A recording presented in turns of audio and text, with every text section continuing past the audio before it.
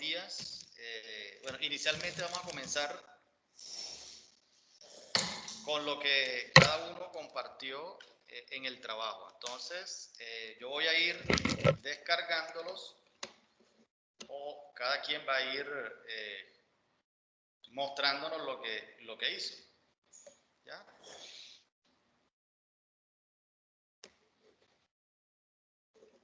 Recuerde que la semana inmediatamente anterior dejamos una actividad. Esa actividad debió subirse y que cada uno de ustedes tenía un país específico donde debíamos comenzar a identificar cuáles eran los principales indicadores socioeconómicos de ese país. Entonces, en una infografía, de manera, digamos, genérica, de manera muy gráfica, muy ilustrativa, debían identificar cada uno de esos indicadores. Ya voy abriendo.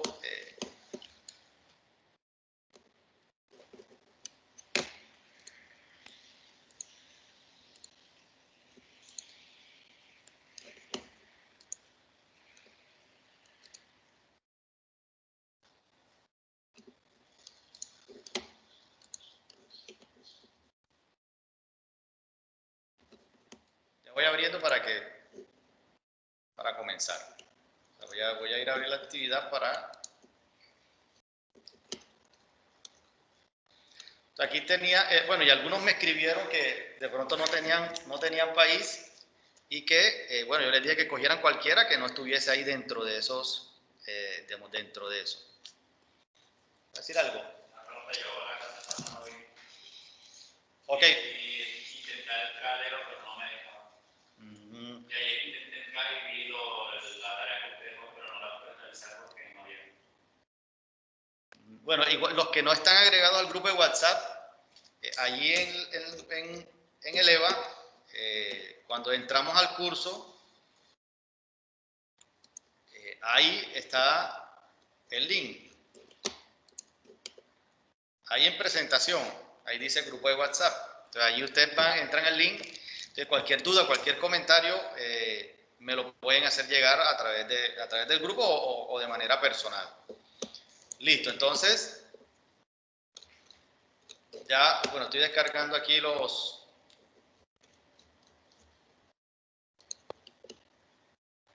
archivos. Voy a descargar.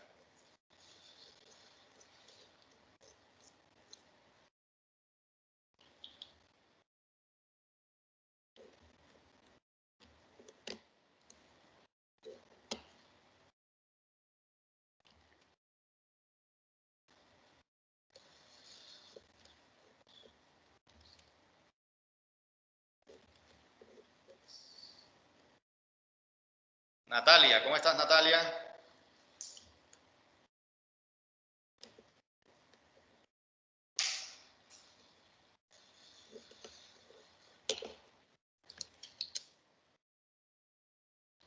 Hola, Natalia.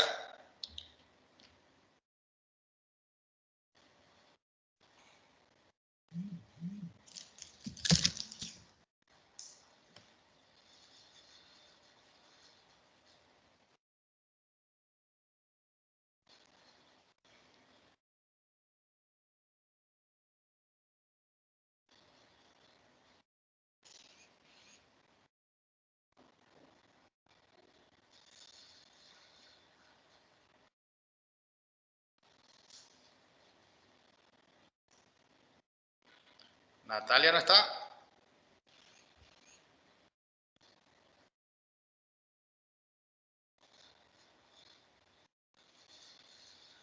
Profe, aquí estoy. Ah, ok, Natalia. ¿Cómo estás? ¿Cómo te ha ido? Bien, gracias a Dios. ¿Y a usted? Muy bien. Bueno, te voy a descargar el archivo tuyo para que nos compartas un poco, ¿viste?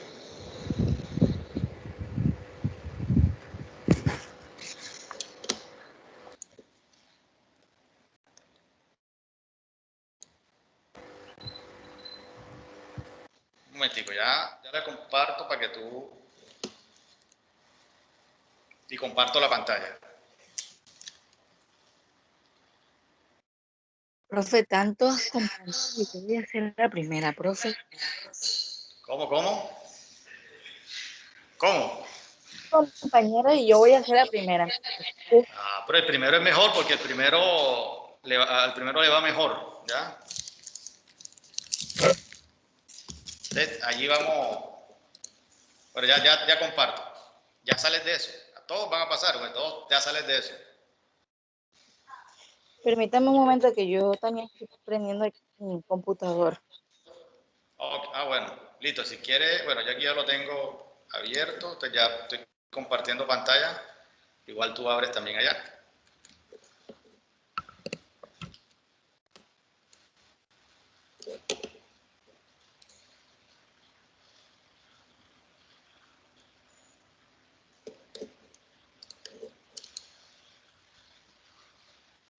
Ya está compartiendo pantalla, no me aparece.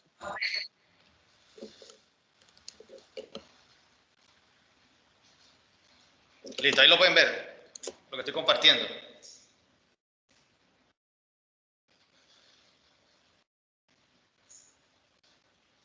Profe, pero denme un minuto. Dale, no hay problema. Ahí está. Pero lo están viendo.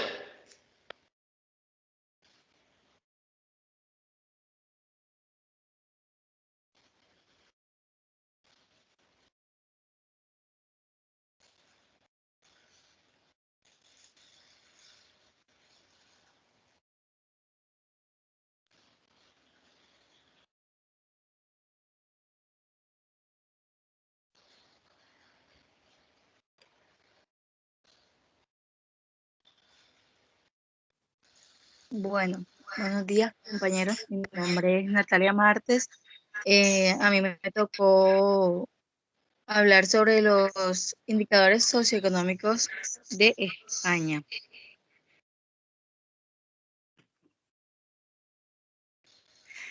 Bueno, los indicadores socioeconómicos es una medida de preferencia estadística que está asociada a el estado de una sociedad. Generalmente se busca que actúe a modo de resumen de un conjunto de parámetros con respecto a una sociedad o una población.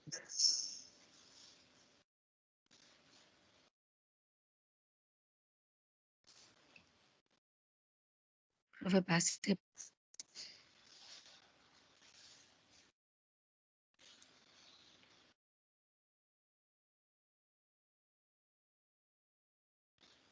Listo, ¿no? Pues ya pasé. Bueno, sí, ya. La población residente en España aumentó en 392.921 personas durante el año 2019 y se situó en 47.329.981 habitantes a 1 de enero de 2020. Nunca había, o sea, desde el 2018, este es el crecimiento más elevado, cuando la población aumentó 570.333 personas. Y se superan mm, los, más de los 47 millones de habitantes por primera vez en las cifras de la población. Y bueno, listo. Ahí hay como una gráfica que puede seguir, profe.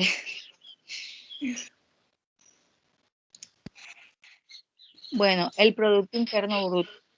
El Producto Interno Bruto es una magnitud que expresa el valor monetario de la producción de bienes y servicios de demanda final de un país o una región durante un periodo determinado.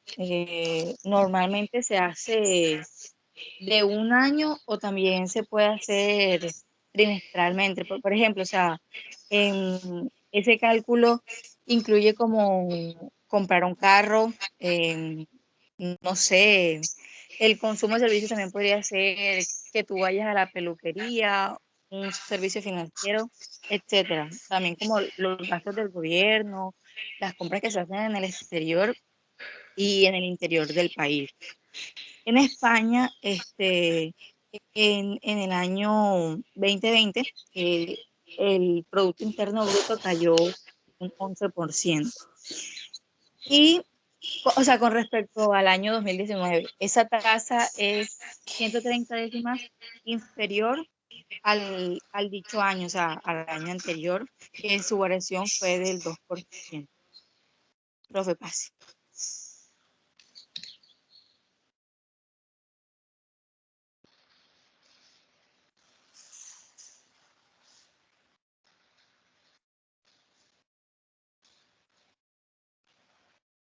Bueno, el PIB per cápita o ingreso per cápita es un indicador con respecto al desarrollo y la productividad económica del país.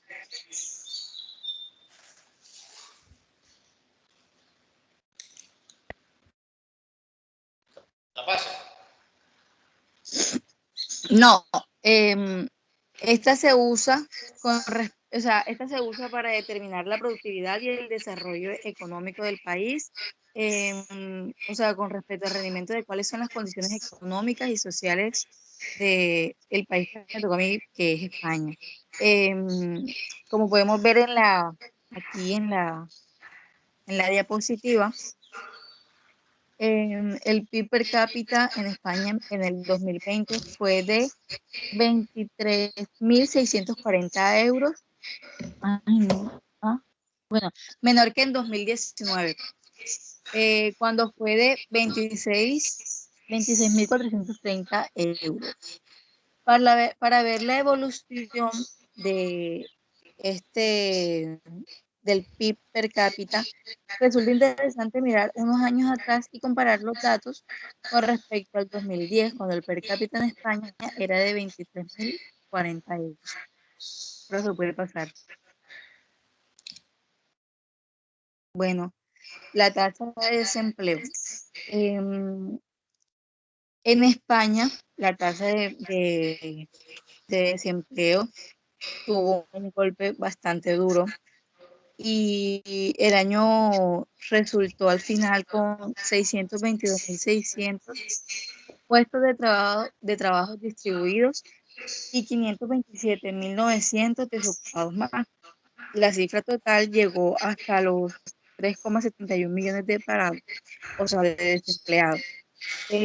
Según la encuesta que hizo la EPA, la encuesta de población activa, difundida este jueves, eso fue en una página que encontré, la tasa de desempleo acabó en ese año en el 16,13%, ubicando a España como el segundo país con mayor tasa de desempleo.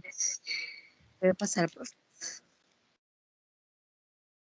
La inflación. Bueno, la inflación en este caso es la elevación sostenida de los precios que tiene efectos negativos para la economía del país. La tasa mensual de inflación en España fue de menos 1,28% en enero de 2019. Eso es 0,38 menos de lo que era en diciembre de 2018 y menos de 0,20 en enero de 2018. Al mismo tiempo de 2019 años a la tasa de inflación, fecha es del menos 1,28% y año tras año la tasa de inflación es del 0,98%. Es decir, se sigue manteniendo. Profe, pase.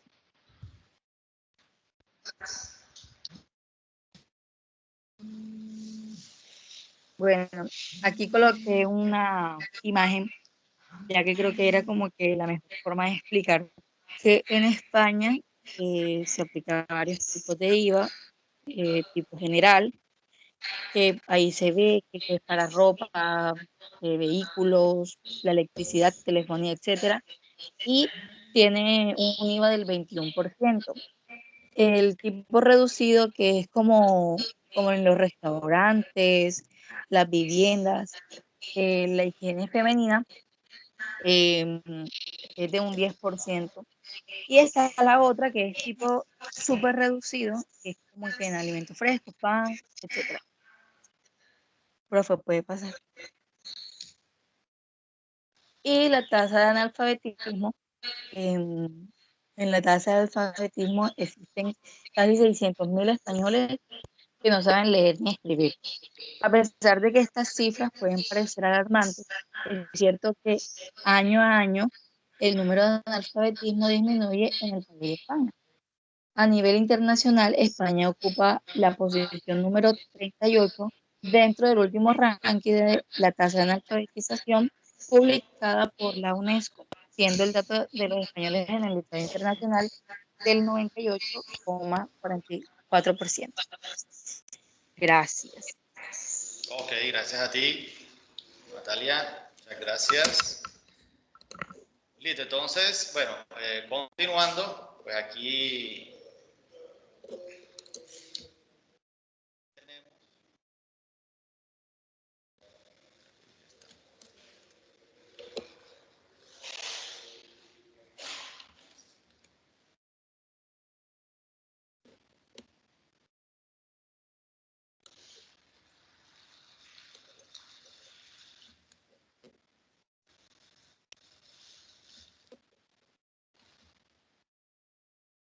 Germán, Germán, Germán.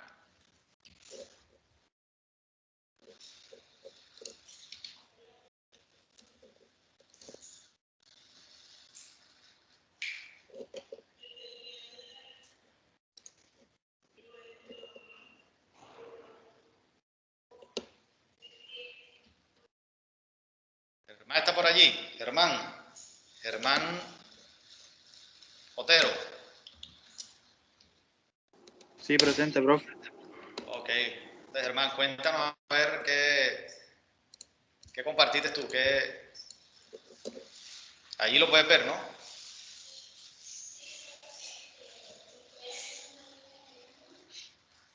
Cuéntanos.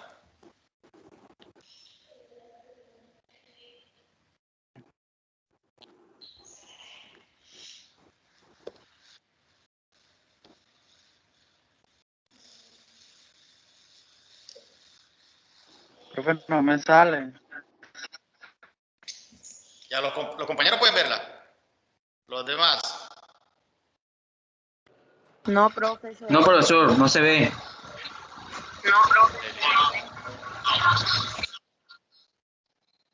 A ver qué pasa.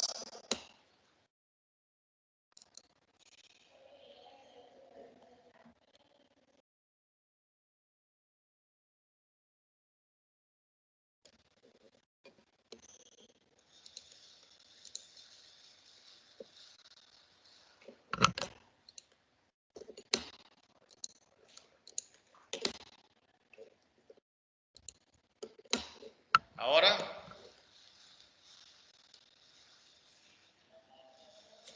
Tampoco. Sí, profe.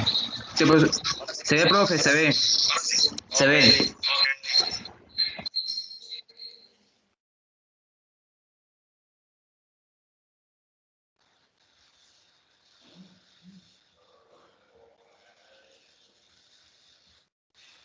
Cuéntanos.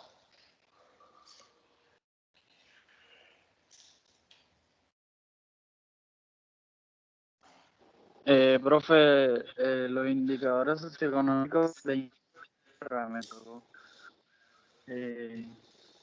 La población, Inglaterra cuenta con 980.000 millones de habitantes. El Producto Interno Bruto de Inglaterra fue 2.378 millones de euros y el PIB per cápita fue de $43.723. La tasa de desempleo es del 10% por arriba general del 20%. El índice Doing Business del 82.65. El déficit fiscal menos 58.613. La tasa de desempleo fue del 5.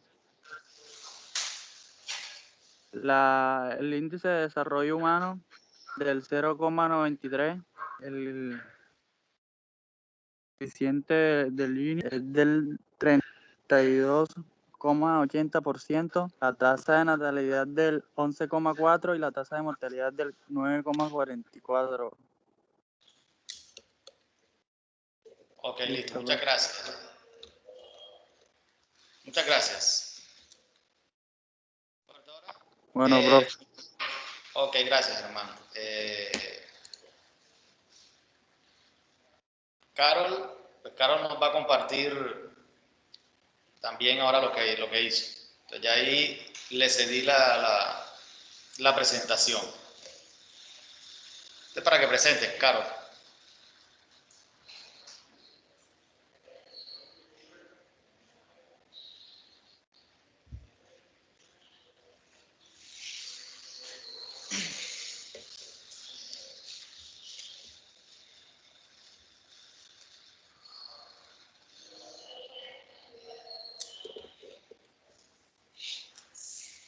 Comparte tu pantalla y nos las presentas.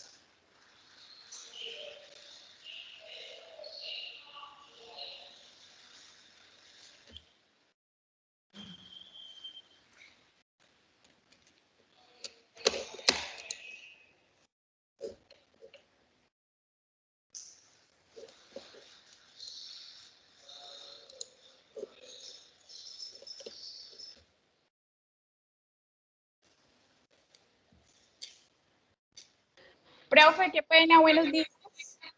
Buenos días, Carol. ¿Me escucha? Sí, te escuchamos. Ya, qué pena, es que no sé qué pasaba con el micrófono acá, pero ya regáleme un momentico. Ok, listo.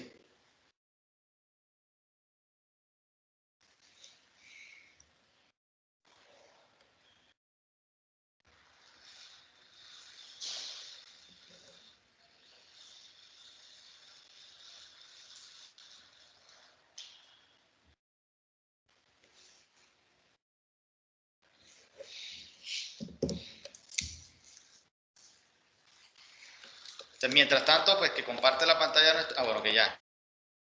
Ya ahí la comparto. Listo, ahí podemos ver. ¿Se ve? Sí, claro, ahí podemos ver. Bueno, buenos días, compañeros. A mí el indicador económico que me tocó fue analizar el de El Salvador. Como sabemos, y ya una compañera lo había dicho, los indicadores económicos son los datos estadísticos recogidos de diferentes sectores de la economía de un país. En este caso, pues los indicadores que yo recogí fueron los de El Salvador. La población de El Salvador es de 6.486.000 habitantes. Esto cuenta todos los residentes independientes de un estado que tienen la soberanía del país. El PIB es el Producto Interno Bruto, es el que intenta reflejar la cantidad de bienes y servicios que se producen en el país durante un tiempo determinado. En esta ocasión el PIB de El Salvador es de 22.640.000. Ese está reflejado en dólares, si no estoy mal. El PIB... ¿Ah? Que debe ser en dólares. Sí, ese está en dólares. El PIB per cápita es la tasa de crecimiento porcentual anual del PIB. Se basa en la moneda pues, local constante.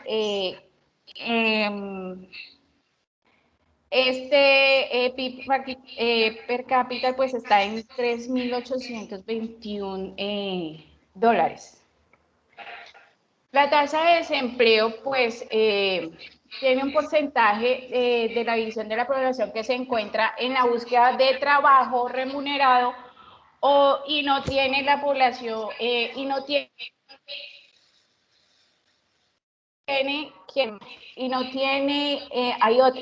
de la población que no trabaja, perdón, es del 39,46%. La inflación es el aumento de precios que nos indica el crecimiento. Dime. No, no te estábamos escuchando, pero ya. No me escuchó. Pero ya te estamos escuchando, dale. Miércoles, ¿hacia dónde me escuchó? Hasta cuando iba a comenzar con la inflación, ahí fue. Ok. Bueno, esta nos indica el crecimiento que ha tenido el precio de los productos y servicios que ofrece el país durante un periodo determinado. En esta ocasión la inflación fue de 0,2. La balanza de pagos, pues es la relación que hay entre el dinero del país que gasta hacia otros países y la cantidad de inversión también que tienen otros países hacia el mismo. No sé si me hice entender. En este caso, la balanza de pago fue de el 1,2, menos del 1,2%. La tasa de interés es un monto de que nosotros como personas ciudadanos debemos pagar a quien nos presta y nosotros hacemos uso de ese capital. En este caso, la balanza, el porcentaje está en 6,99%. La tasa del IVA general es un impuesto que debemos pagar al valor agregado de todas las operaciones, bien sea de ventas de bienes o prestaciones de servicio. En este caso, la tasa de IVA de El Salvador está en un 13%. El índice de Doing Business de El Salvador pues sufrió un retroceso, sufrió un retroceso porque antes estaba en una posición, creo que era del 85 y ahora está en la posición 91 de 190 países que hacen pues ese estudio. El déficit fiscal es la situación de ese país que ha tenido, es como, no, dice, profe, espérese. Este es el, espéreme, profe, que me perdí. No te preocupes. Espéreme. Me puse nerviosa. Ahora aquí se me perdió todo. Bueno, ay, hombre, ¿yo dónde tengo esa presentación? Espere, profe. ¡Sebas! Te va. Ay, perdón, es que a mí me toca decirle a mi hijo que me ayude, discúlpeme. No hay problema. ¿Pero qué necesitas? ¿Qué buscas? ¿No estás viendo la presentación esa? Parece que no, profe, ¿usted está viendo la presentación? Sí, estamos viéndola. Sí. Ok, espéreme.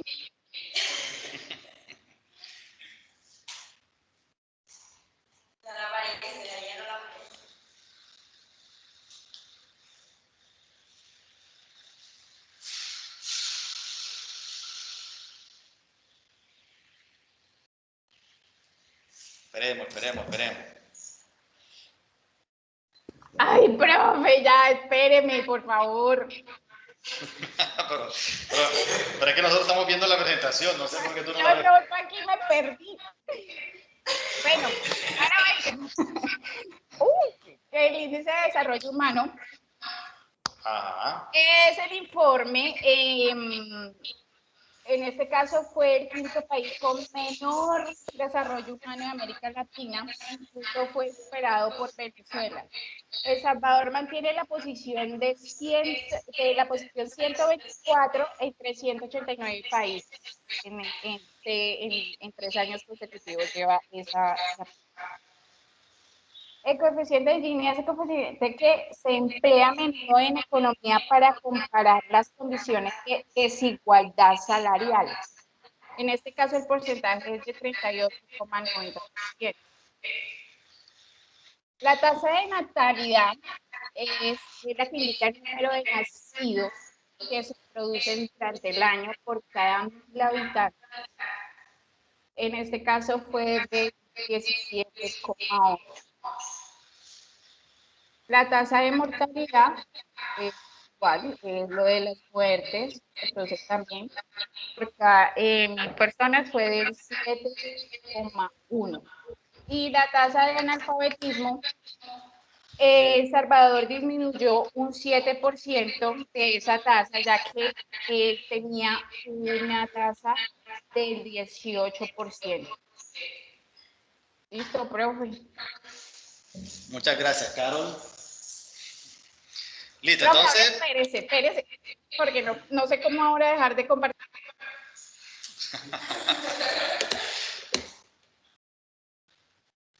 Un momentito. Ahora sí, listo. Ay, ya, mil disculpas, perdóneme, pero es que a mí una exposición me pone boba. No te preocupes, Carol. Listo. Entonces, bueno, igual, primero que todo, bueno, muy buen trabajo, ¿viste? O sea, es una infografía que tiene mucha información y que es bastante, digamos, bastante llamativa, bastante, digamos, bastante ilustrativa. Y que lo importante es identificar cuáles son los indicadores, ¿ya? No tanto texto.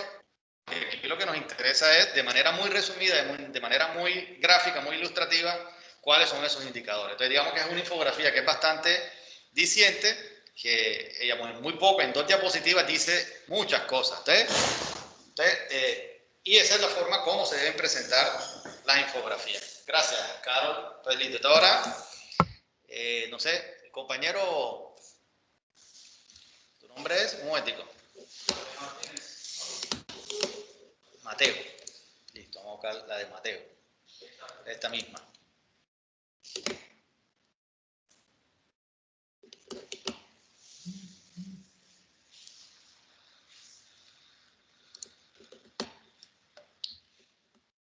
Vamos a compartir para que los demás compañeros también vean.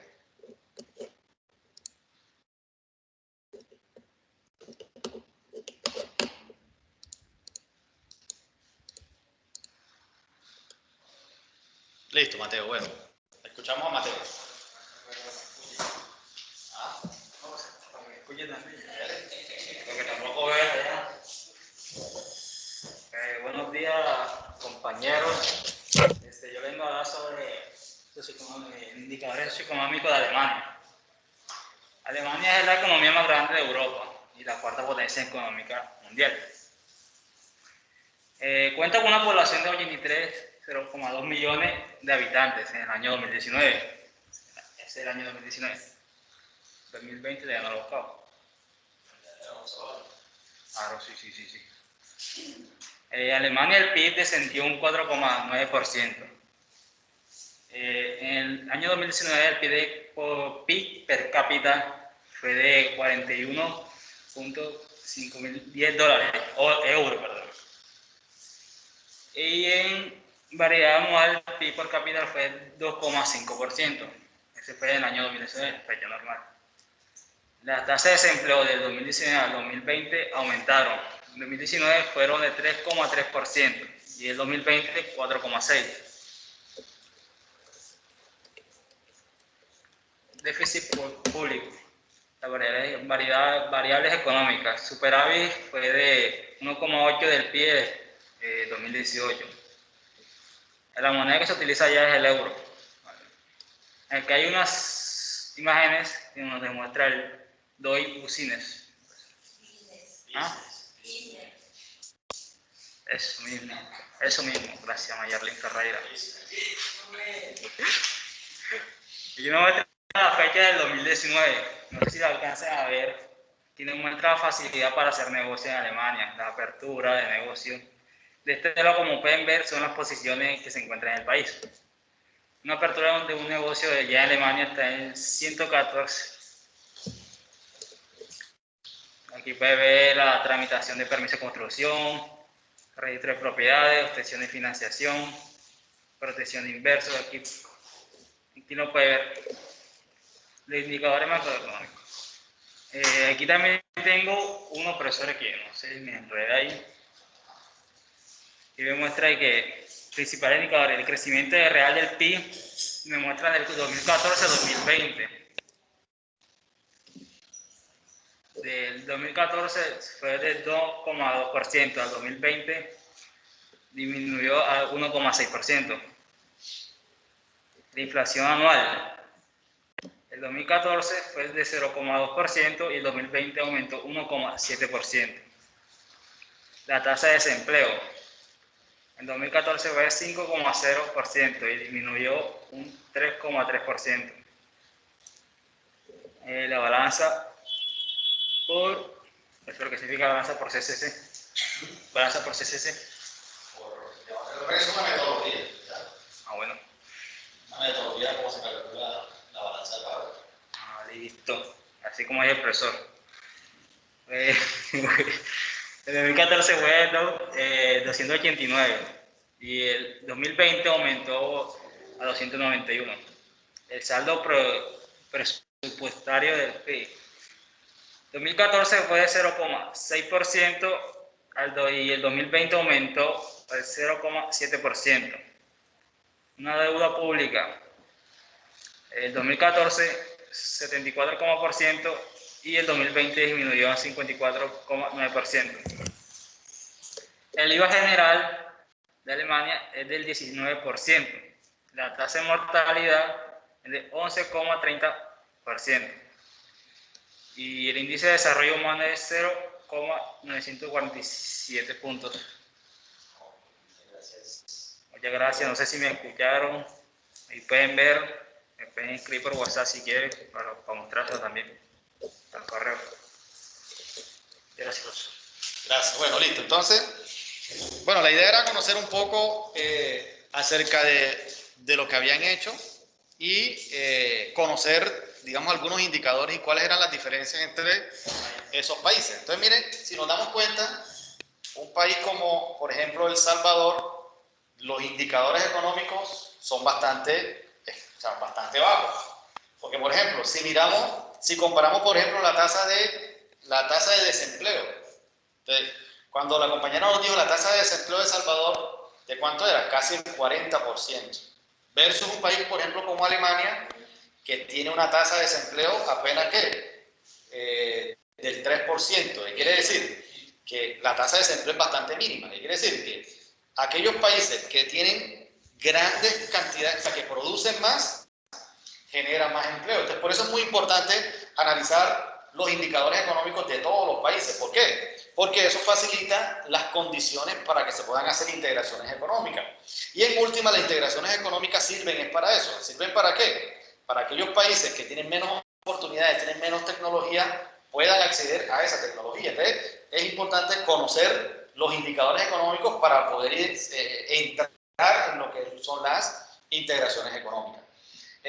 Por ejemplo, si descargamos, ¿quién le tocaba a Colombia, por ejemplo? Vamos a ver, Colombia lo tenía.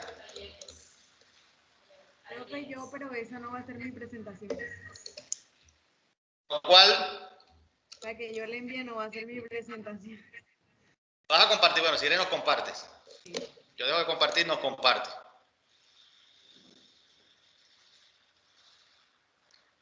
Y la miramos.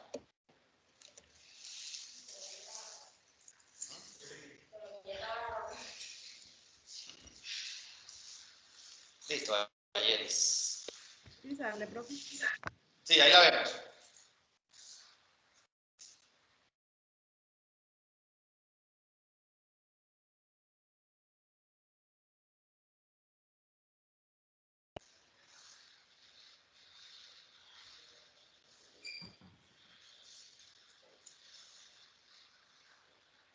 Bueno, a mí me tocó los indicadores económicos.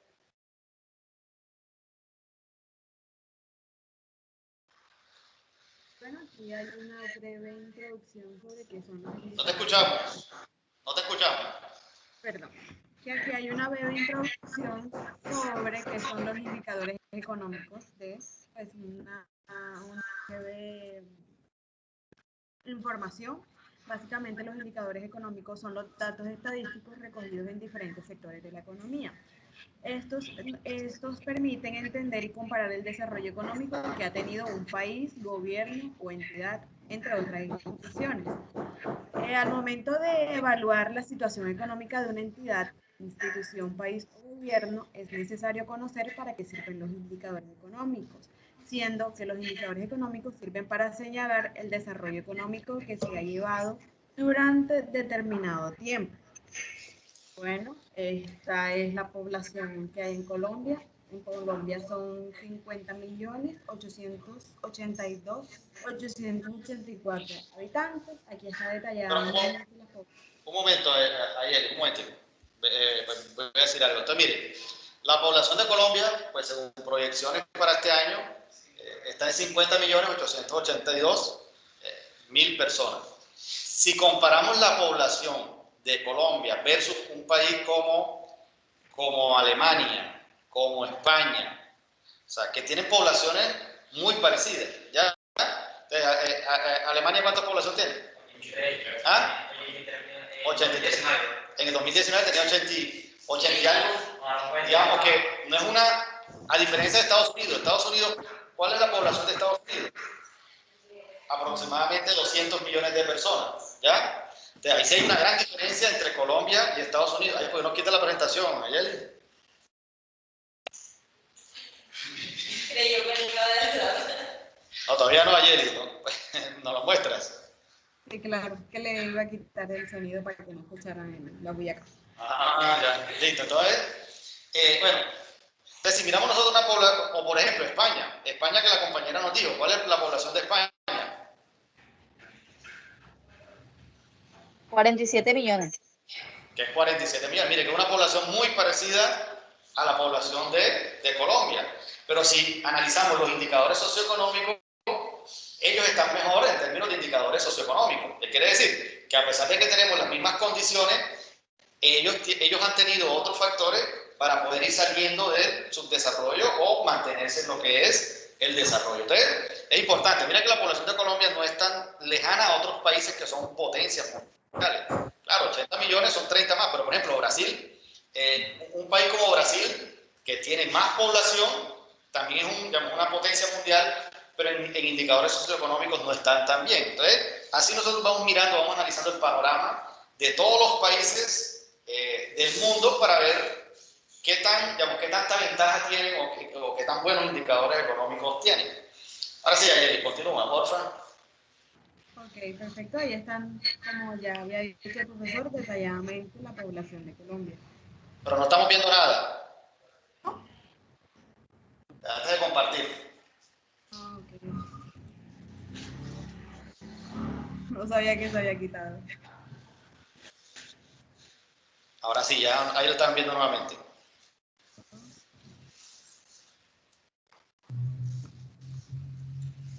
Bueno, pues sí, aquí está detalladamente la población de Colombia en relación a mujeres y hombres. Aquí están sus diferentes edades.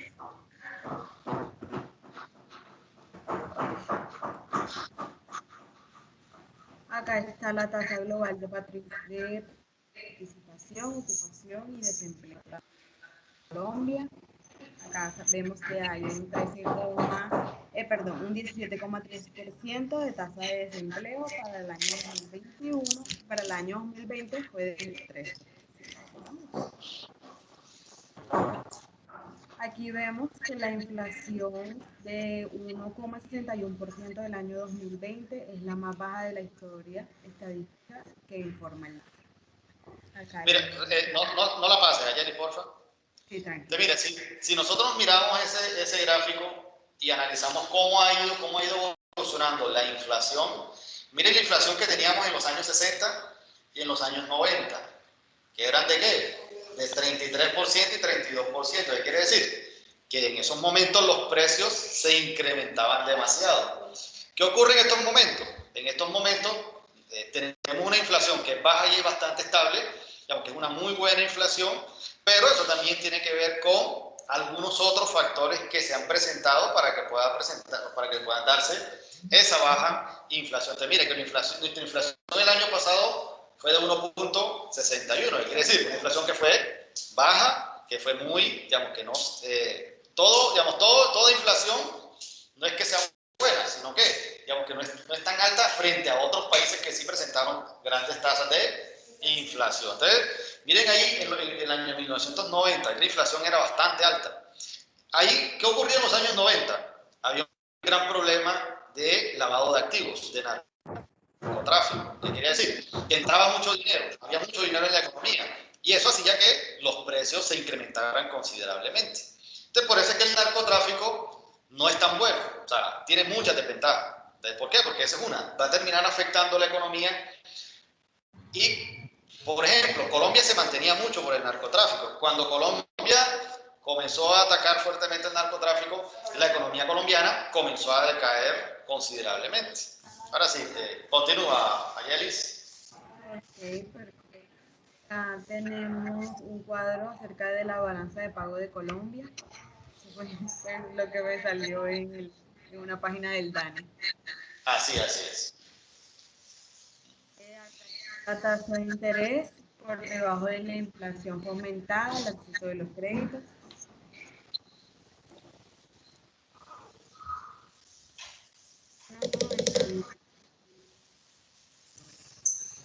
Tenemos que Colombia cayó 2 puestos en el índice Doing Business en el 2020 del Banco Mundial.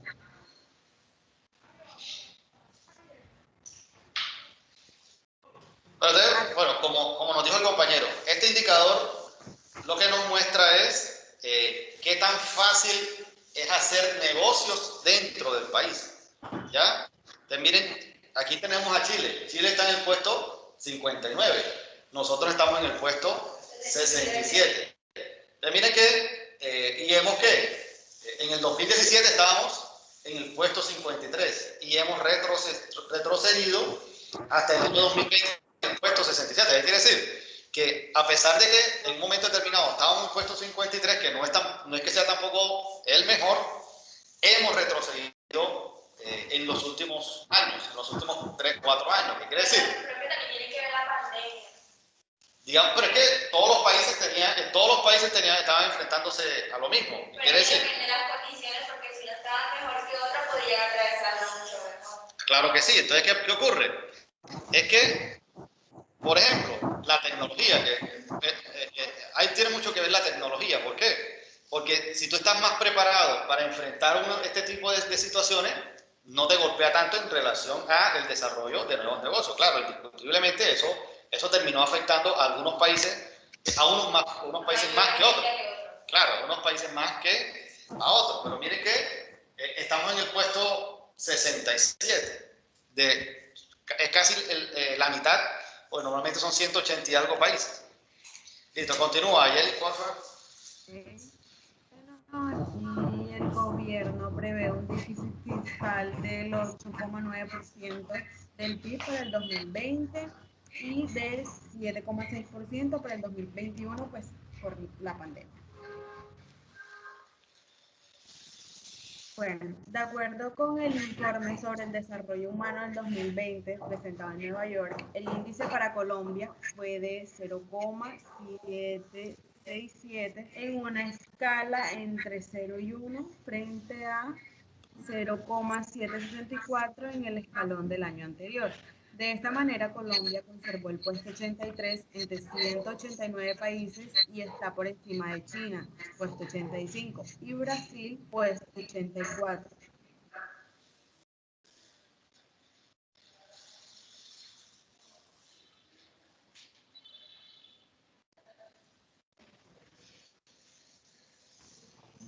Colombia tiene, según publica la UNESCO, una tasa de alfabetización del 95,09%.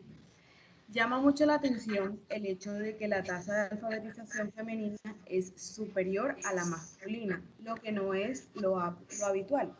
El 95,32% de las mujeres están alfabetizadas frente al 94,85% de los hombres. En el ranking de la tasa de alfabetización vemos que el país 68 de ranking de tasa de alfabetización La tasa de alfabetización ha aumentado en los últimos años. Acá me salieron algunos de los indicadores económicos actuales en Colombia, según la dirección, según el DANE. Los indicadores económicos manifestados en los últimos meses del año 2019 en Colombia pues, son estos.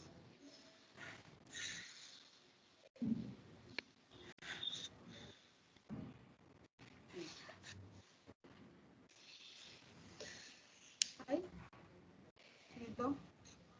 Listo, muchas gracias, Ayelis. Listo, profesor. Gracias a usted. Listo, entonces mire, ahí nosotros entonces pudimos analizar, digamos que a Colombia frente al panorama internacional. ¿Ya? Listo, entonces la idea era conocer un poco alguna de los trabajos que habían desarrollado para mirar el panorama mundial, cómo podíamos analizar el panorama mundial frente a indicadores económicos. Listo. Entonces vamos a ver algo, vamos a vernos un video inicialmente y vamos a ver cómo ha evolucionado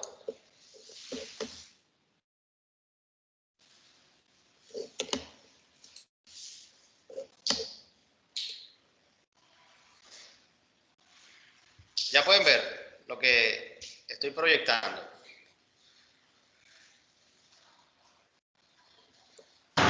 Sí, profe. Sí, profe.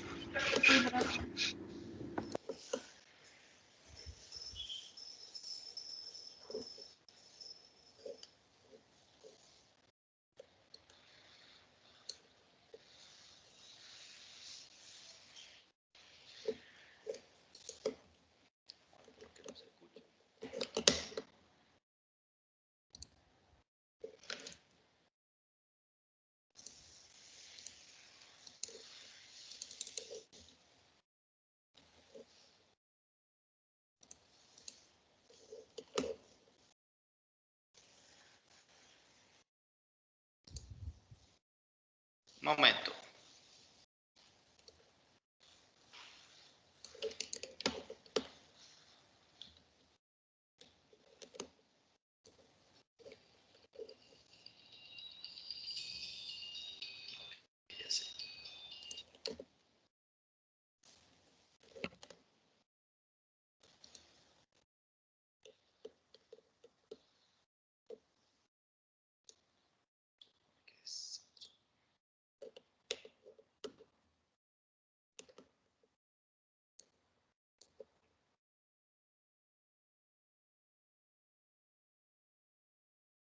¿Ustedes están escuchando?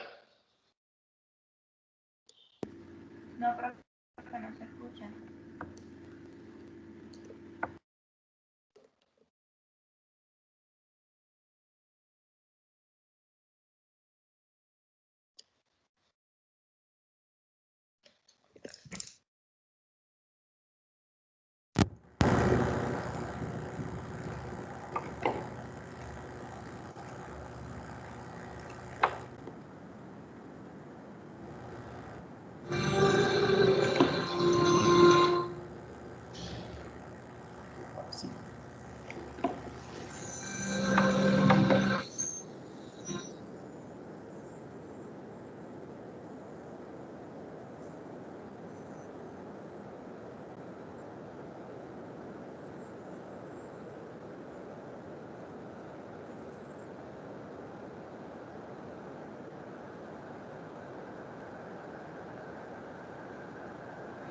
Lo que va a mostrar cada una de las barras es cómo, o sea, la importancia que tiene el país en la producción, o sea, qué tanto produce frente a los demás países. ¿Ya? Entonces, miren, ahí en los años, digamos, 1815, China e India, Francia y el Reino Unido lideraban la economía mundial en términos de producción. Entonces vamos a ver la evolución, o sea, cómo ha evolucionado los países en la actualidad y cómo se espera que hasta el año 2040 puedan tener, qué importancia puedan tener. Eso es una metodología que se llama poder de paridad digamos, del PIB. Ah, está en inglés. Sí, está en inglés. Es el poder de paridad digamos, de la moneda, de las monedas.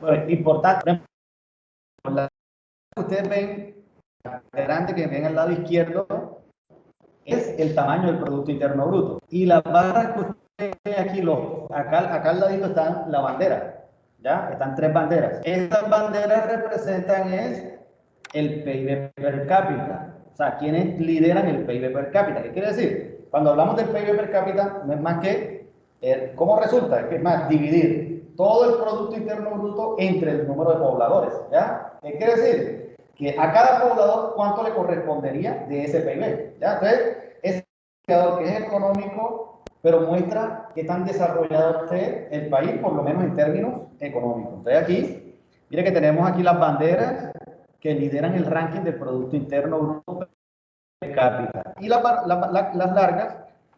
largas son el PIB del país, en términos monetarios, en términos de dólar. Entonces, miren, ya en el año 1865, como les decía, China y la India lideran la producción mundial. Más del 50%, más del 50% de la población en el mundo la hacía China y la hacía India. Estados Unidos ya por lo menos aquí estaba en tercer lugar.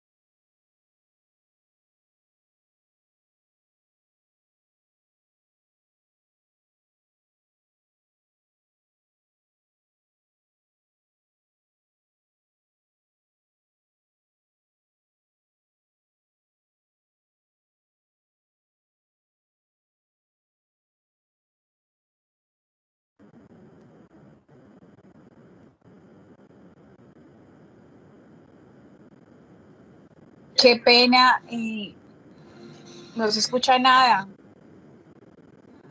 ¿Cómo? Profe, usted estaba hablando.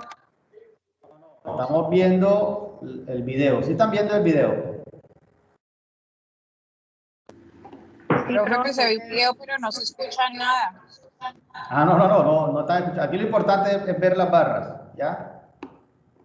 Porque no están, es una música de fondo, pero no es importante, no es importante. Es importante lo que dicen las barras. Entonces miren, ya en el año 1915, ya en los 900, mire que Estados Unidos duplicó y va liderando la economía mundial, ¿ya? Entonces en este momento, ellos se propusieron, Estados Unidos se propuso ser la potencia mundial y en estos momentos ya duplica en términos de Producto Interno Bruto ¿a quién? A China. Entonces, ¿qué ocurre? Miren a Suiza. Suiza lidera el PIB per cápita. Quiere decir que, por lo menos acá, Suiza está, ¿qué? Suiza está, digamos que en términos de todos los países, no está tan bien en términos de producto total. Pero como ellos no tienen tantos habitantes, pero producen mucho, quiere decir que en términos de PIB per cápita van a tener ventaja. Listo, entonces continuamos. Entonces, no es importante la música, es importante que vean cómo han evolucionado la barra.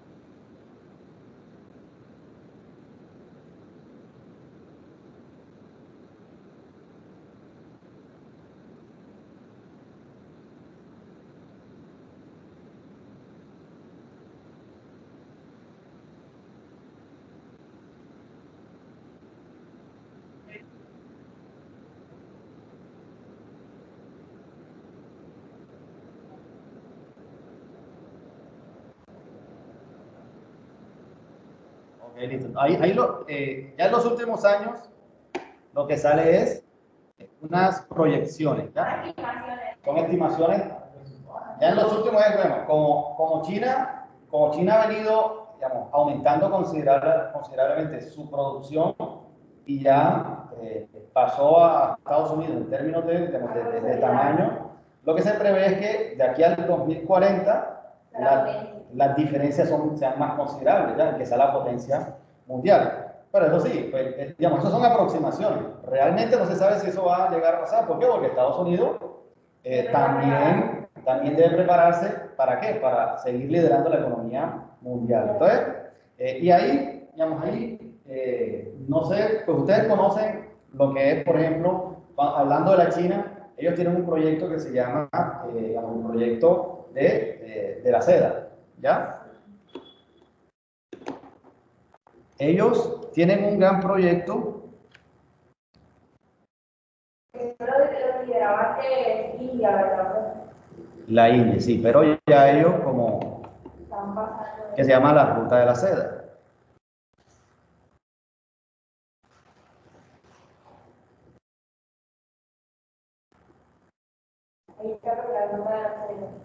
Pero aquí estamos, que sea uno, vamos a ver. Uno que sea.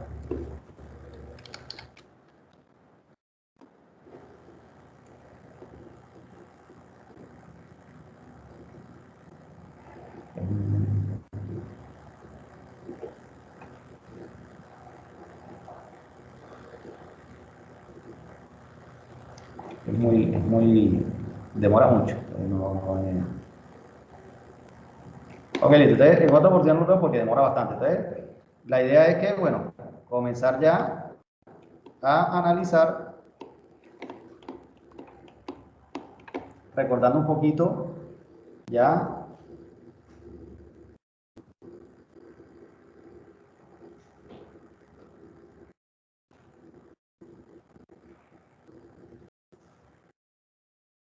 Listo, entonces después de, digamos, de analizar un poquito el panorama mundial de la economía mundial y cómo ha evolucionado un poco y cómo es la actualidad de algunos países que acaban de mostrar, pues vamos a entrar un poco ya a recordar lo que es, por ejemplo, comercio internacional. Entonces, cuando hablamos de comercio internacional, ustedes, ¿sí están escuchando los que están en la casa? ¿Sí están escuchando?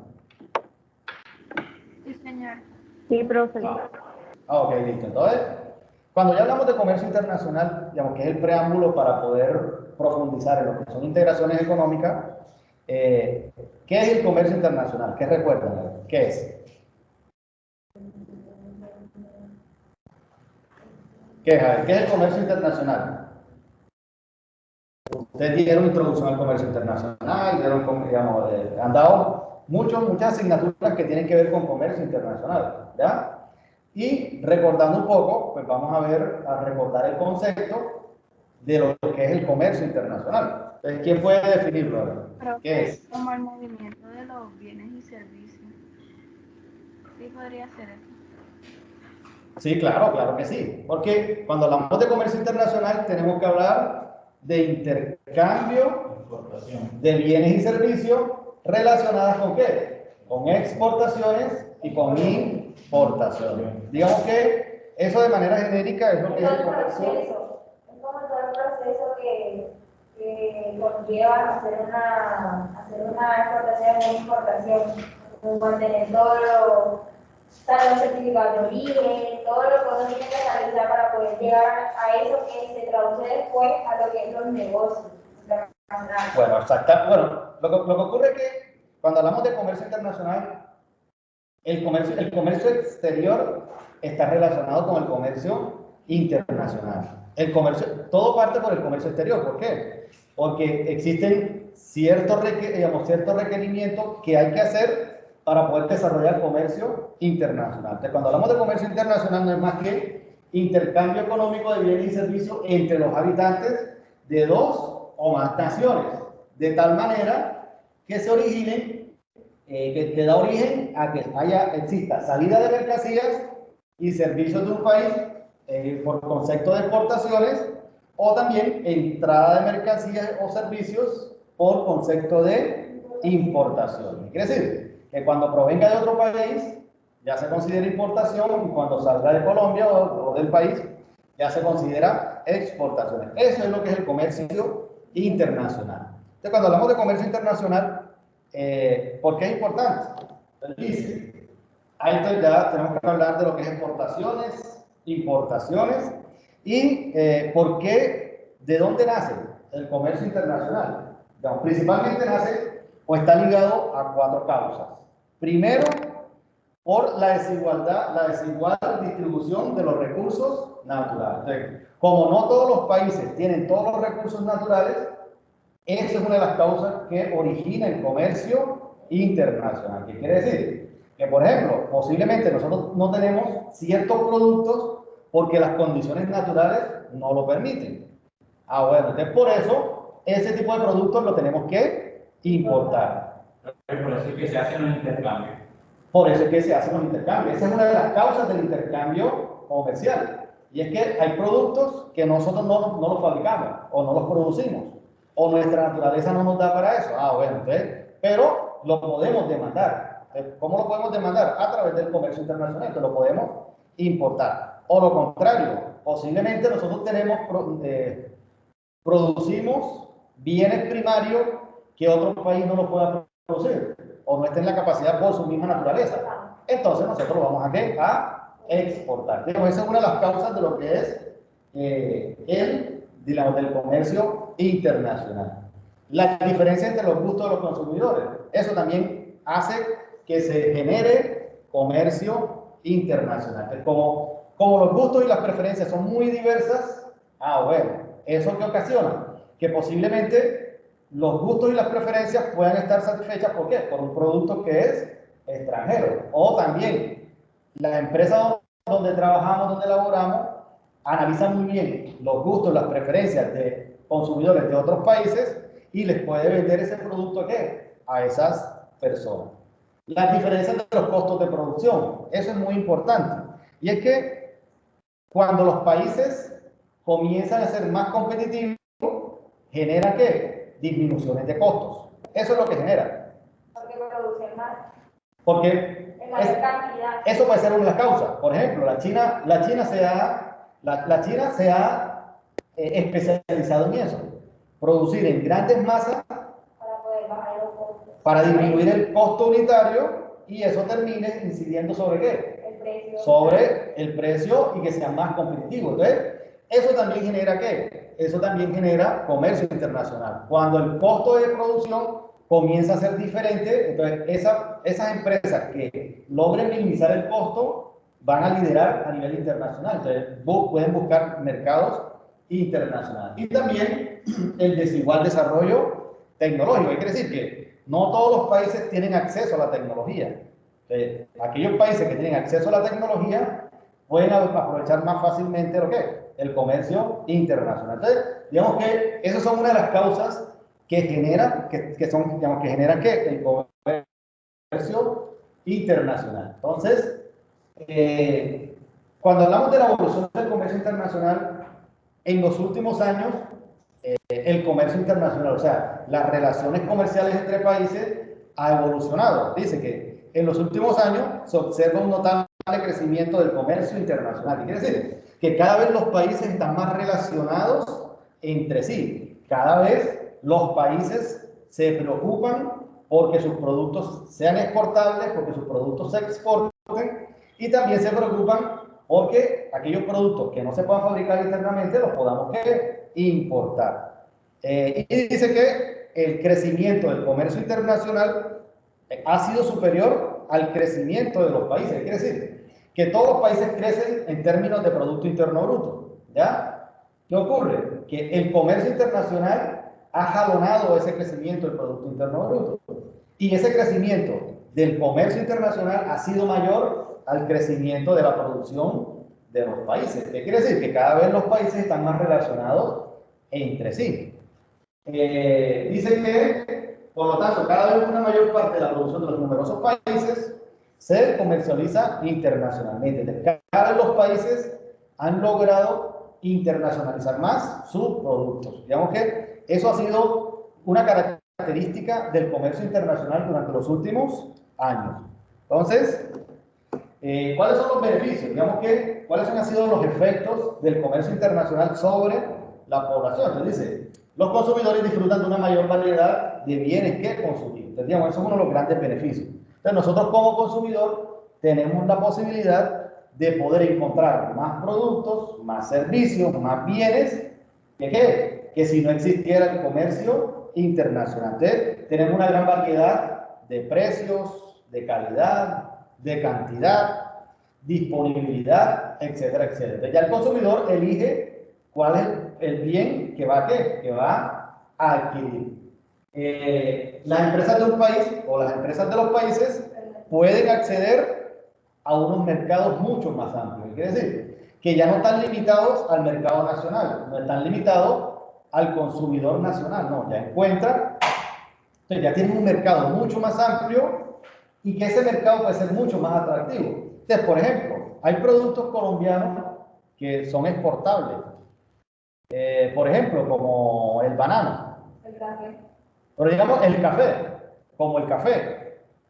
Pero ¿qué ocurre con ese tipo de productos? Hay un producto que es de mejor calidad. ¿Qué quiere decir? Que es de mejor tamaño, que está mejor cuidado, que tiene unas características específicas. El grano es más especial. Hay granos que son más especiales, hay granos que son, digamos, más suaves, hay unos que son más fuertes. Con la crema.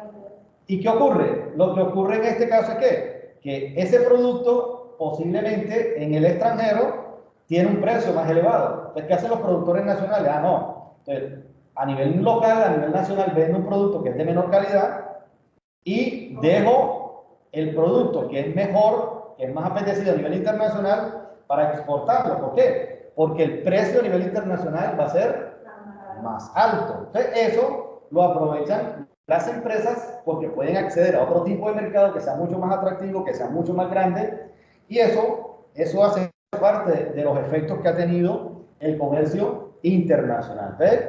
Y tercero, el comercio también tiene efectos sobre el empleo. ¿Por qué será?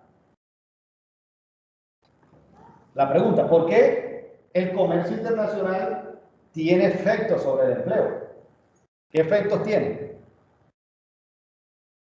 Porque se necesitan más personas para producir procesos. Así es. ¿Qué quiere decir eso?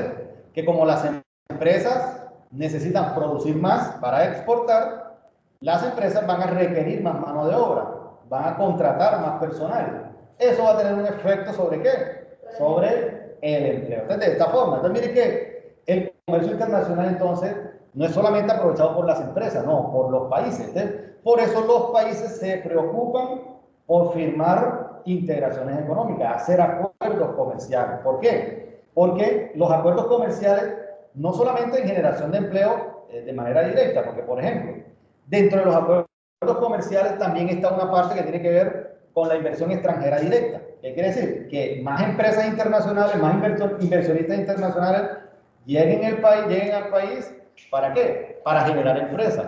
¿Y qué ocurre ahí? Ahí generan empresas, generan empleo, más ingresos. La economía se mueve.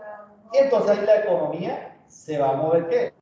Mucho más. Va a circular el dinero de una manera más rápida y eso hace que haya una economía más dinámica. Entonces, miren todos los efectos que ha tenido el comercio internacional sobre la economía y han sido muy beneficiosos. Claro, el comercio internacional también tiene parte negativa, porque no todo es positivo. ¿Qué es lo negativo del comercio internacional? ¿Qué me dicen? La competencia. ¿Qué quiere decir? Que muchas de nuestras empresas se enfrentan a una competencia bastante fuerte y no todas las empresas van a resistir. No todas las empresas tienen la capacidad de poder resistir a unos grandes empresarios, unas grandes empresas. ¿Para qué? Entonces muchas empresas van a quebrar. Pero en términos generales, lo importante es que ese efecto sea negativo, o sea, ese efecto negativo sea muy poco. Y en términos de tamaño, el efecto positivo sea mucho más grande que a ese efecto que negativo. Entonces, por eso es que a pesar de que existan unas desventajas del comercio internacional, las ventajas son mucho más grandes. Las ventajas son mucho más grandes que esas desventajas. Entonces, como ya habíamos hablado la semana anterior, cuando hablamos de comercio internacional, hay unas barreras. Entonces, ahí tenemos que hablar del proteccionismo. Entonces, habíamos hablado que existen unas barreras que son netamente arancelarias y unas barreras que son ¿qué? No arancelarias. Entonces, cuando hablamos de aranceles, ahí estamos hablando de que existen ¿qué? Arancel ad valorem, específico y mixto. Esos, digamos, son los tres tipos de aranceles: ad valorem, específico y mixto. Entonces, cuando hablamos de ad valorem es porque es dependiendo al valor de la mercancía, dependiendo al precio de la mercancía que estemos importando o, digamos, exportando si es en el otro país. Entonces, eso es lo que es, por ejemplo, el arancel es de tipo ad valorem, al valor, o sea, al valor sí de la mercancía, o específico, de que ahí no interesa tanto el valor, sino más bien es el volumen, ¿ya? Porque posiblemente hay una mercancía que no cueste tanto, pero necesita mucho volumen. O lo contrario, hay mercancías que no son de tanto volumen, pero cuestan mucho. Entonces ahí, dependiendo de las condiciones de la mercancía o del bien importado, así el Estado determina qué tipo de arancel va a colocar, o un arancel mixto, una combinación entre ad valorem y específico. Y digamos que las medidas proteccionistas, cada vez la Organización Mundial del Comercio propende porque disminuyan esas barreras al comercio internacional. Entonces, la Organización Mundial de Comercio, ¿cómo nace? ¿De dónde nace? ¿De dónde nace la Organización Mundial del Comercio? A ver, si recuerdan. ¿De dónde nace? ¿Cómo que nace? Sí, claro, nace después de la Segunda Guerra Mundial. La Organización Mundial de Comercio, o casi todas las instituciones que son supranacionales, la Organización de las Naciones Unidas, el Banco Mundial, la Organización Internacional del Trabajo, la Organización Mundial del Comercio, todas esas organizaciones nacen después de la Segunda Guerra Mundial, cuando los países se dan cuenta de que esas guerras lo único que traen son escasez, deterioro de las economías, de los países, de la infraestructura.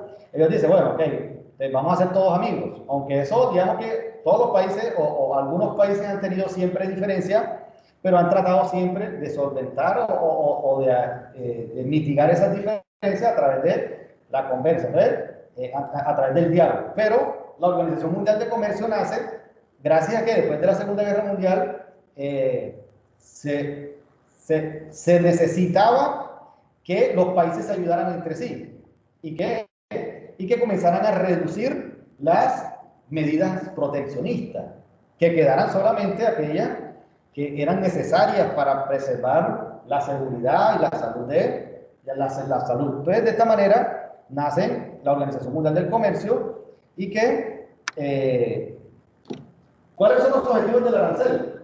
Que uno de los objetivos del arancel, cuando vamos, que no es más que un impuesto que el gobierno impone sobre un producto que se importa, dice cuáles son los objetivos. Primero, que el producto importado resulte más caro en el mercado nacional.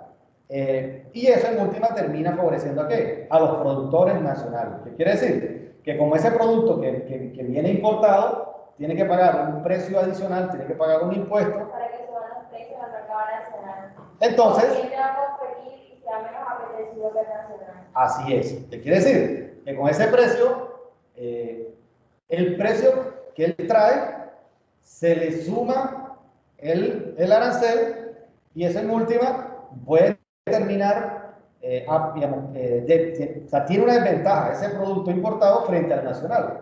¿Por qué? Porque el nacional no va a tener que pagar, por ejemplo, arancel. Y, por ejemplo, el IVA. ¿Qué pasa con el IVA? Claro, el IVA lo paga tanto el nacional como el internacional. ¿Qué quiere decir? Que si se importa un producto que paga arancel, también tiene que pagar IVA, dado el caso de que el producto sea. Mire que esas son una de las objetivos que tiene el arancel, que cuando ese producto llegue, salvaguardar un poco la economía nacional. ¿Por qué? Porque se puede ver bastante afectada. Entonces, aumentará el precio del producto importado, se reduce su demanda.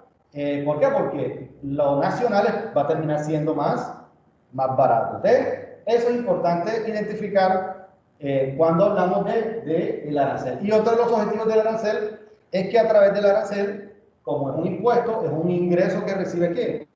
El gobierno. Entonces el gobierno ahí tiene un ingreso para poder generar proyectos y generar cada una de las condiciones desde la economía para ejercer lo que es la política económica. Entonces, esa es, digamos, la naturaleza de lo que es el arancel. Y dentro del comercio internacional el arancel, cuando se firman acuerdos comerciales, cuando se hacen integraciones económicas, lo que se propone es que ese arancel cada vez disminuya más y que llegue a cero. O sea, en el largo plazo, ese arancel llegue ¿qué? A cero para que tenga un efecto bastante alto sobre ¿qué? Sobre la misma economía. Listo. Entonces, Cuando ya hablamos de medidas no arancelarias, entonces tenemos que algo que se llaman los contingentes o cuotas, que son límites a la cantidad que se pueden importar. ¿Qué quiere decir? Que el Estado puede decir, bueno, la cuota mensual es de 10 toneladas. Ah, bueno, de cuando ya se vencen esas 10 toneladas, al mes no pueden, digamos, no pueden importarse más y ya se espera a los próximos periodos. Entonces, igual, dice que favorece a los productores, a los fabricantes nacionales. ¿Por qué? Porque no va a haber abundancia de ese producto internamente. O sea, no va a haber sobre oferta en el mercado. Eso entonces beneficia a los productores nacionales. Pero, como dice ahí, perjudica a los consumidores, porque el consumidor, ¿qué va a terminar haciendo? Va a terminar comprando lo que se vende o lo que se produce nacionalmente. Entonces dice que hay menos oferta.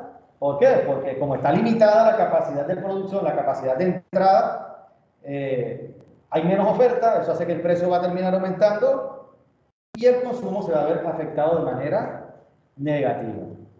Otro también dice que acuerdos de limitación voluntaria de las exportaciones, dice que son acuerdos bilaterales por los que el gobierno o una industria del país exportador accede a reducir o restringir sus exportaciones de forma que el país importador no tenga que recurrir a la imposición de contingentes, aranceles u otros obstáculos a las importaciones. Entonces, cuando hablamos del anterior, que son las cuotas o los contingentes, es a las importaciones.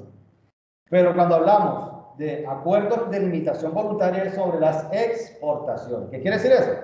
Ahora el país lo que dice, ok, mi producción nacional la puedo exportar, pero en ciertas cantidades. Entonces aquí lo que va a limitar es la capacidad de exportación del país. Diferente a las cuotas o contingentes. Los cuotas o los contingentes afectan a las importaciones. En cambio, la limitación voluntaria de las exportaciones, como su nombre lo dice, afecta a las exportaciones.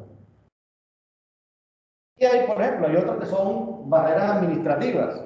Ahí son de tipo, por ejemplo, aduanero, de trámites, de papeleo, de documentos, que hay que hacer una inspección, que no hay quien haga la inspección, que tienen que esperar, que el domingo o lunes no trabajamos, que hay que esperar hasta que el festivo no trabajamos, que hay que esperar hasta el martes. Todas esas cuestiones administrativas también terminan reduciendo el comercio internacional. Y así existen otras también, por ejemplo, como lo que habíamos hablado, las barreras sanitarias y fitosanitarias. Entonces, esas barreras sanitarias y fitosanitarias lo que hacen es que reducir también el comercio internacional, pero ligado al hecho de que los países necesitan salvaguardar también la salud de sus habitantes. Entonces, si hay medidas sanitarias o fitosanitarias, lo que termina incidiendo es sobre también el comercio internacional. Entonces, si un país tiene mayores medidas sanitarias o fitosanitarias, eso va a terminar afectando ¿a quién? A las exportaciones e importaciones que entran al país. Entonces, digamos que esas son necesarias, las medidas sanitarias. ¿Por qué? Porque en un momento determinado, si un país ve que ciertos tipos de productos van a terminar afectando la salud del consumidor, mejor dice, no, tiene que cumplir estas condiciones para que pueda entrar. O tiene que traer, digamos, los permisos de la FDA, que es el que, por ejemplo, otorga permisos en Estados Unidos ¿para qué? Para ciertos tipos de productos, medicamentos, insecticidas, etcétera, etcétera, etcétera.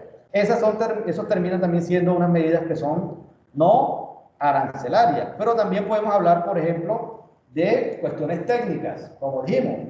En términos de cuestiones técnicas, ya son del producto, o sea, muy técnicas, pero del producto. Entonces digo, ok, entonces, solamente no se pueden importar motos al país. ¿Por qué? Porque el Estado se dio cuenta de que los accidentes de motos son muy altos y que las muertes son bastante altas. Entonces dice, ok, para preservar nuestra seguridad, entonces no vamos a permitir que se importen motos, sino de 4 llantas, suponiendo. ¿Ya? Entonces, esas son cuestiones netamente del producto, especificaciones del producto. Listo, entonces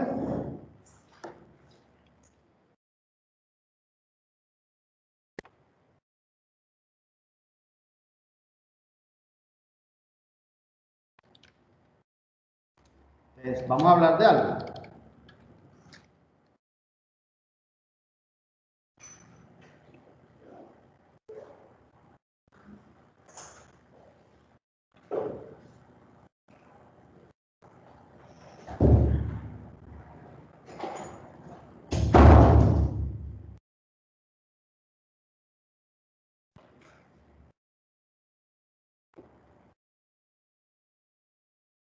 Vamos a hacer a los compañeros van a escuchar.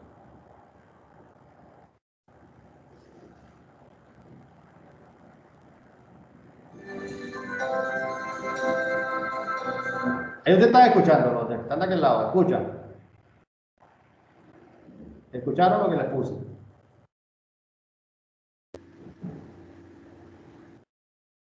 Sí, profe, sí se escucha, pero usted está presentando algo.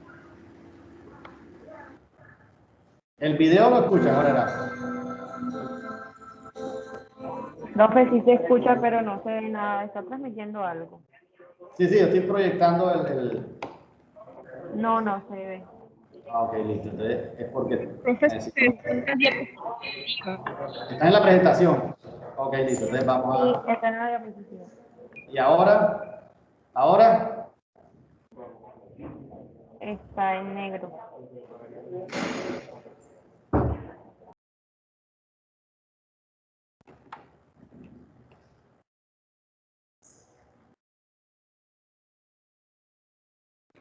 Ok, está en negro. Un momento.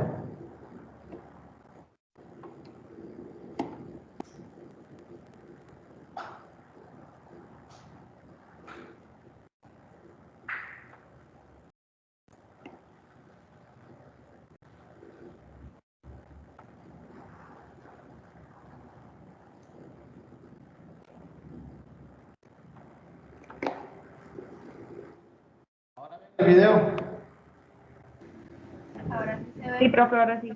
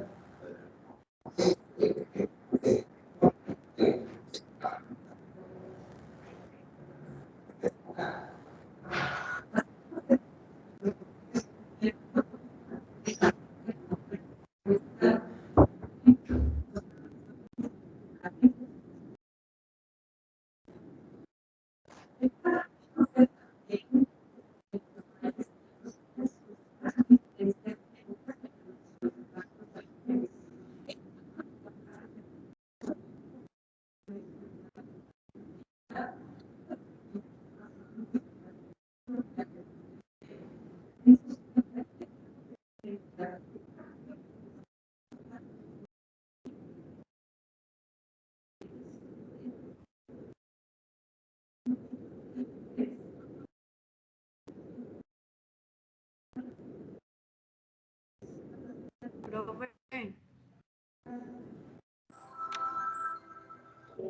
Profe, una pregunta. profe, Dígame. yo no Es que se ve el video, pero no se escucha nada. Se escucha así todo entrecortado. Entonces.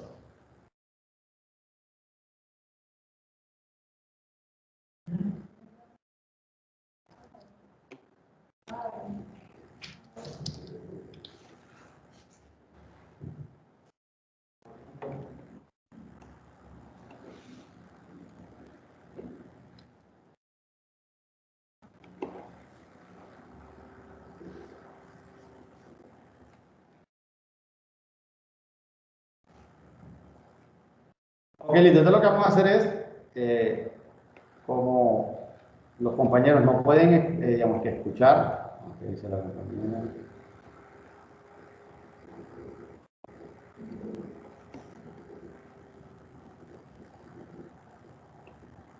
Un momento.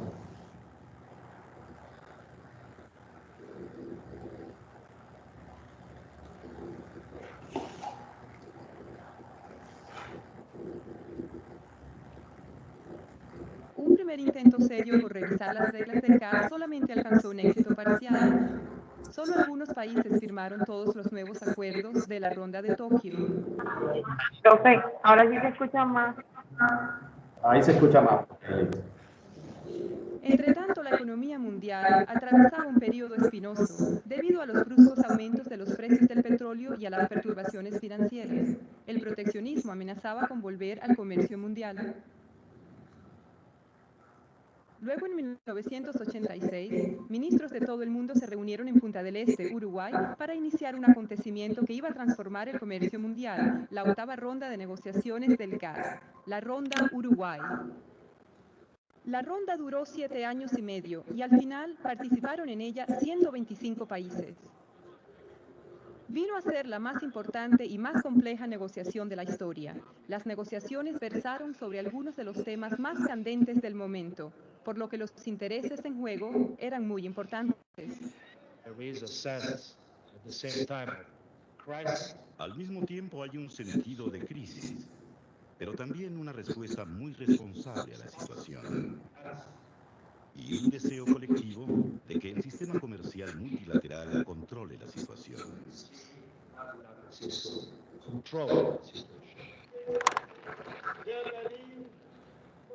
Durante ese tiempo, el mundo experimentó modificaciones de naturaleza aún más política y económica. Caían los muros de la Europa Oriental y el antiguo bloque soviético, cuyas economías se orientaban hacia los mecanismos del mercado y el comercio internacional. Eran también cada vez más numerosos los países en desarrollo que comprendían lo mucho que podían ganar abriendo sus mercados y participando de manera más amplia en el comercio mundial. Al final, cuando los ministros se reunieron en Marrakech en abril de 1994, tenían ante sí un acuerdo que representa la reforma más trascendental del sistema de comercio desde la creación del GATT. El acuerdo de la Ronda Uruguay es complejo, pero puede resumirse en 2 logros importantes. El primero es la creación de una organización nueva, de condición jurídica plena, la Organización Mundial del Comercio. Creo que es indispensable, tanto desde el punto de vista económico como político, que se asigne a la OMC la función que para ella se prevé en las concluidas negociaciones de la Ronda Uruguay. De no ser así, el mundo en el que rápidamente nos aventuraríamos sería un mundo dividido, de bloques de países en pugna, de esferas de influencia en pos del tipo de ventajas que en otro tiempo condujeron a guerras y enfrentamientos. El segundo logro es que los acuerdos de la Organización Mundial del Comercio forman un todo con un ámbito de aplicación de amplitud sin precedentes. La primera reforma importante del comercio de productos agrícolas. La reducción gradual de las prolongadas restricciones sobre los textiles y el vestido. Una nueva reducción sustancial de los niveles arancelarios. Las primeras normas internacionales de comercio en el sector de servicios y de la propiedad intelectual. Y un sistema más efectivo de solución de diferencias. todas las decisiones de la ronda Uruguay fueron tomadas por consenso durante toda la ronda. Es decir, que en ningún momento hubo un país que al final de los finales se opusiera.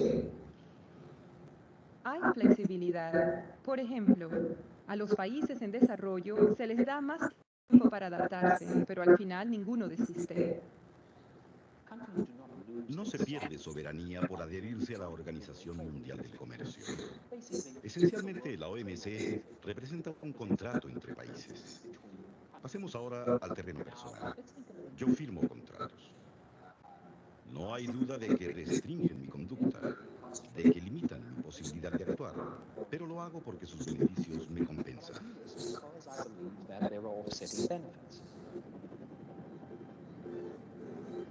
La Ronda Uruguay terminó en 1994, pero las negociaciones no se detuvieron. En 1996, la reunión ministerial de Singapur les dio un buen empuje.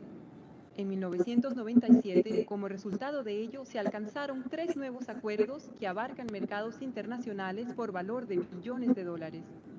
En servicios de telecomunicaciones, en libre comercio de una amplia gama de productos de tecnología de la información, tales como los ordenadores, en servicios financieros como los bancarios y los de seguros.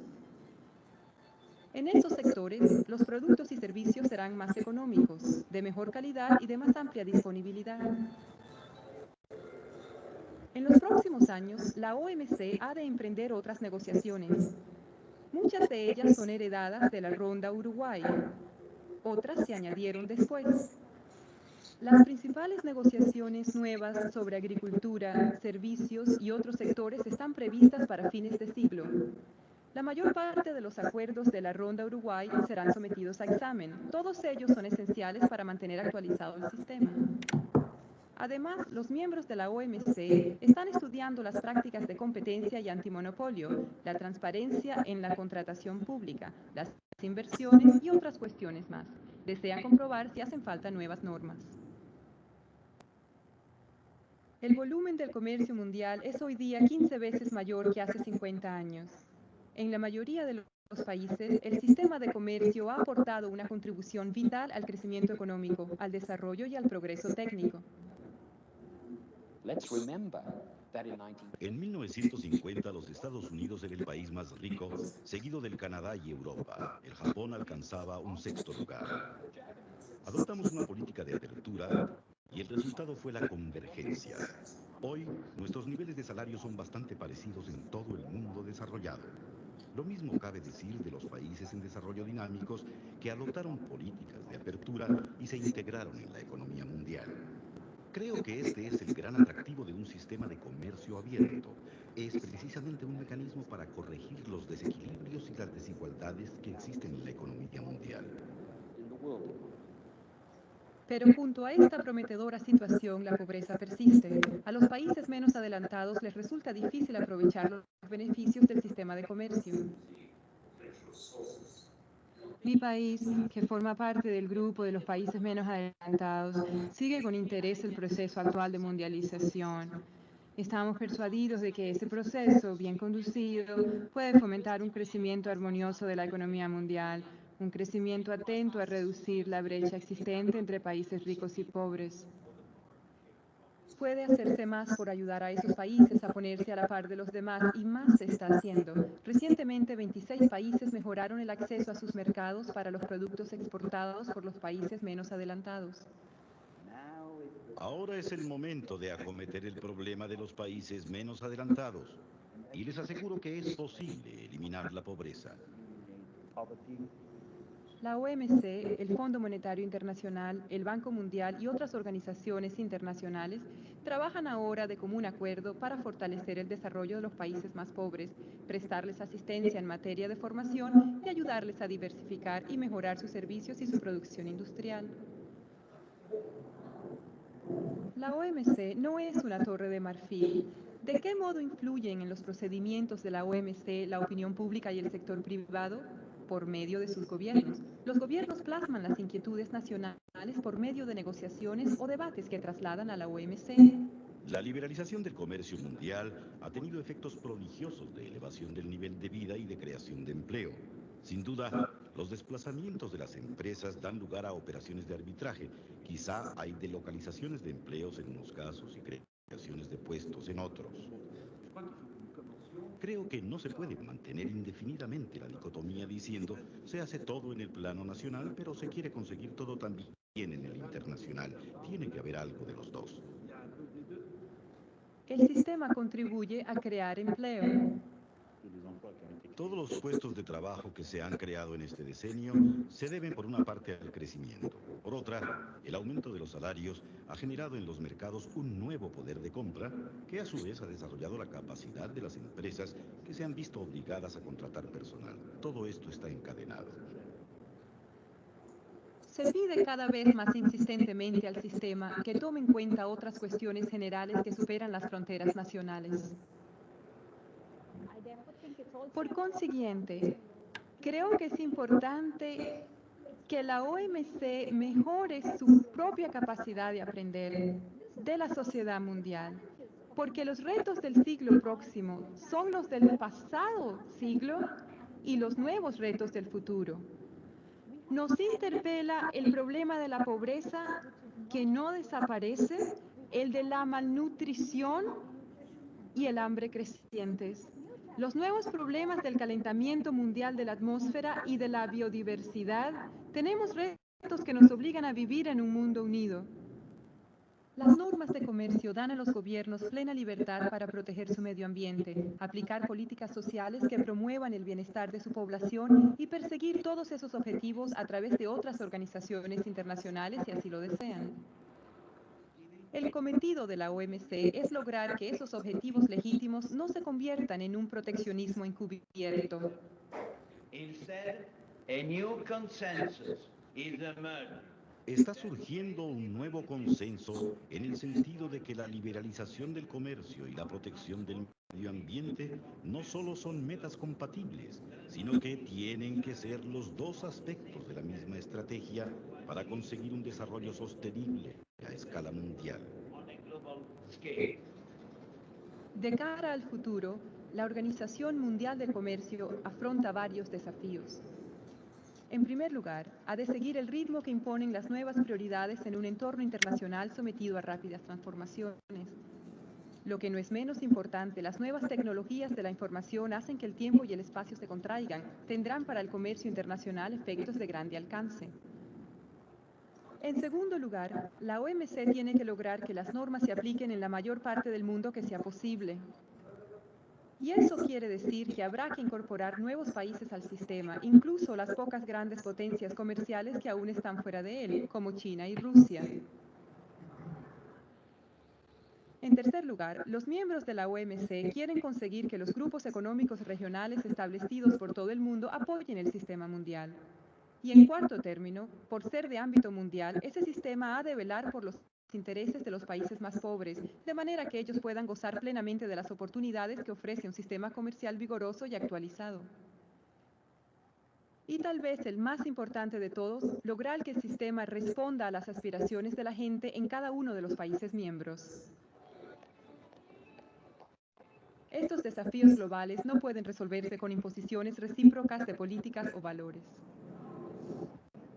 Well, I think that the main challenge is Creo que el objetivo principal es crear un sistema universal que englobe a todas las naciones del mundo en un sistema basado en normas, no en un sistema de poder.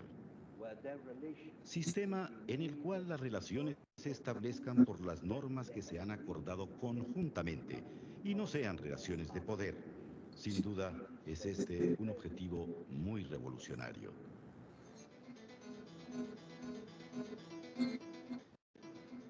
El mundo ha cambiado radicalmente en los últimos 50 años, pero no se han cambiado las opciones fundamentales que se nos presentan. Los gobiernos han aceptado la no discriminación y el consenso como la base de sus relaciones económicas. Han contribuido así a hacer del mundo un lugar más seguro.